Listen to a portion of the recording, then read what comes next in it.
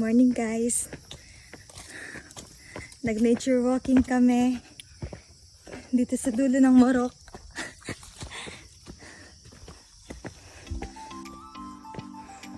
So ito yung way namin. Aray ko. Wait lang. Hindi ko mabak. Hindi na lang. Ito yung way namin. Hindi ko alam anong pupuntahan namin. Run! Char. Dito, kahit ayaw mong tumakbo, mapapatakbo ka talaga na. Wait.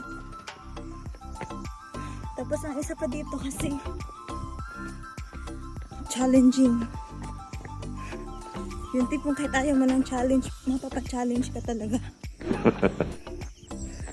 So yun ang coconut tree. Coconut tree yan. Naman din nakakaalam. Ito lupa. Dahon. Jawa ko.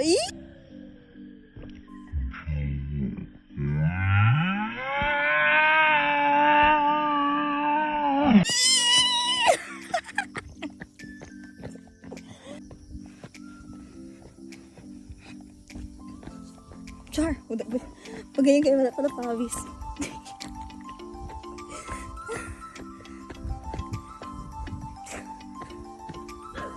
No, may aso. May aso. Tara na. So yun. Yun na pala namin kasi nahulan kami ng aso. Wala, papunta dito ang aso.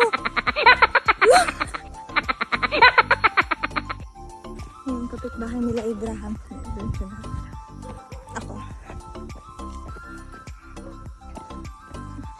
Actually, 3,000 years old na ako.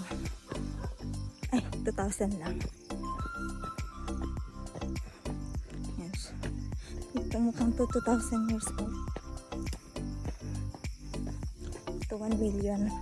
Ito, ang bahay nila Hagar. Egypt na yan. Yan. Ganyan.